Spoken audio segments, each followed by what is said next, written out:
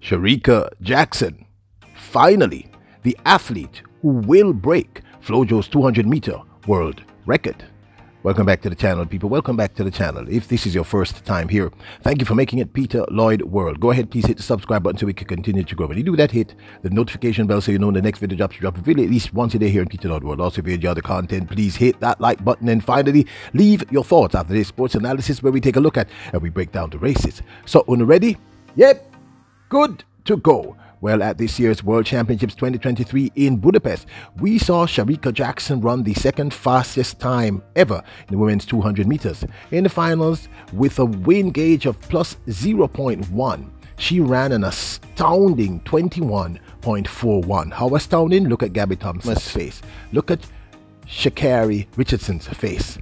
Now, of course, the moment she did this, thoughts drifted in. You know what about? We're talking about the world record set by the incredible Florence Griffith Joyner, better known as Flojo. That astounding time that she set in Seoul, South Korea on the 29th of September 1988 at the Seoul Olympic Games. That astounding time, of course, is 21.34 with a wind gauge of plus 1.3 meters per second.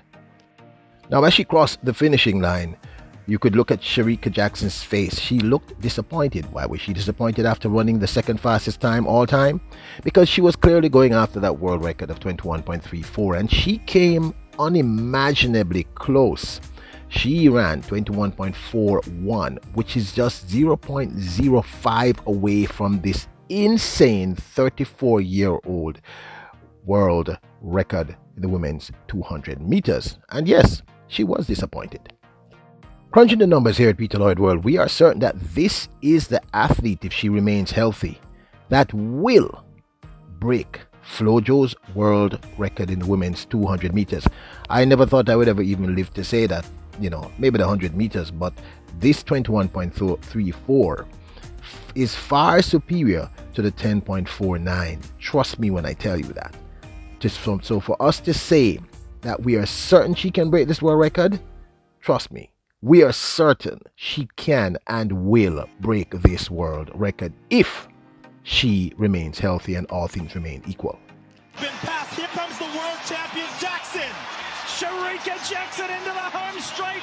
She has put her stamp on this event. She's going to go back to back for Jamaica, the first since Marlene Honey, and she crosses in 21.41. Shericka Jackson at the moment, can she hold it?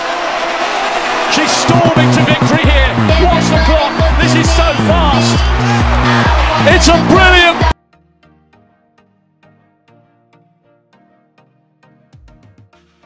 Now, Florence Griffith Joyner's 21.34 is so astounding that it stood for almost 35 years and has led many questions to be asked.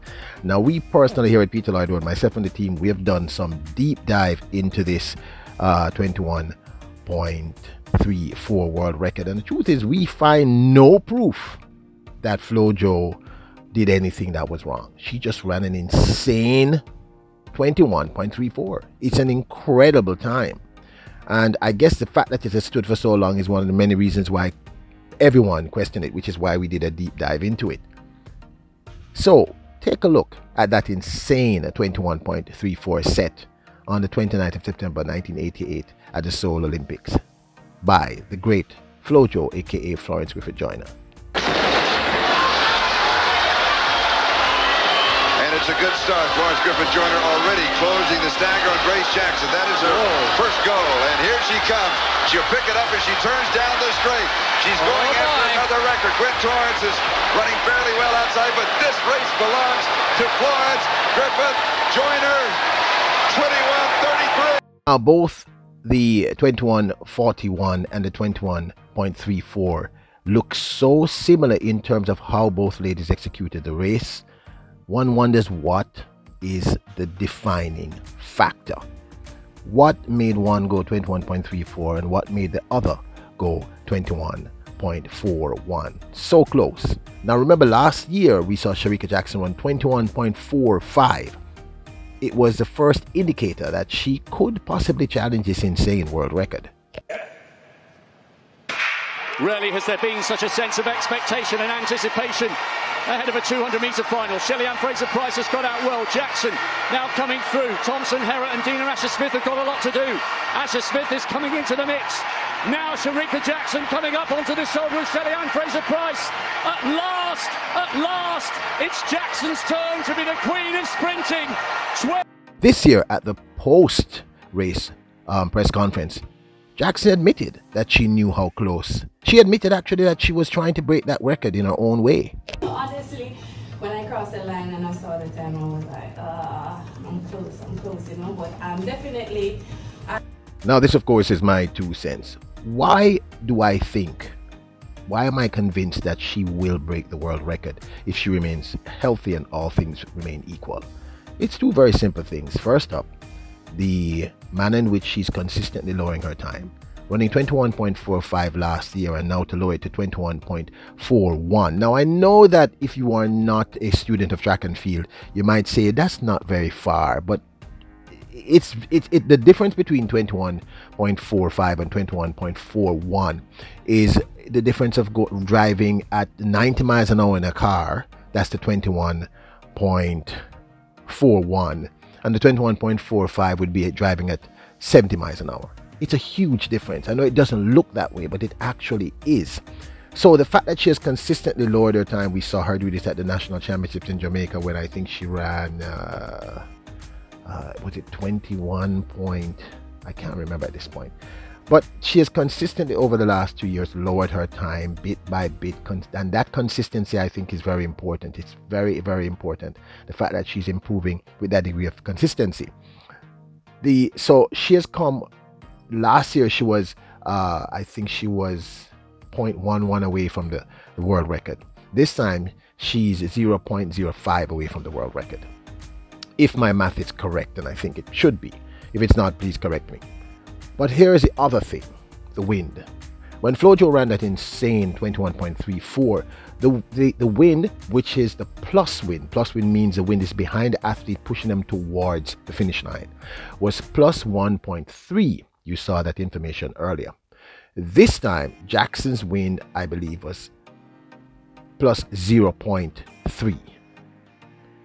if my memory serves me correctly. Now just that wind, that difference in the wind, if she had had a plus 1.3 wind behind her, she would have equaled the world record. And or if she had had a plus 1.4, she would have broken it. Now you have a right to say if wishes were horses, right? I agree.